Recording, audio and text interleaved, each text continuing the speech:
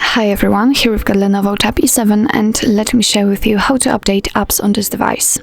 So firstly, make sure that you've got the internet connection and preferably it should be the Wi-Fi, and then let's enter the Play Store. Let's tap on it. Now we have to tap on this 3 bars icon in the left upper corner, so let's do it and tap on My Apps and Games. And as you can see here, we've got the full list of all updates pending, and obviously you can update all of those apps just by tapping on this green button, Update All.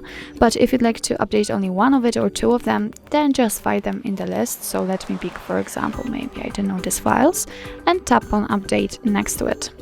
As you can see, it immediately disappears, but it appears at the very top of the list, and right now it is downloading, and after that it will be successfully installed and automatically updated.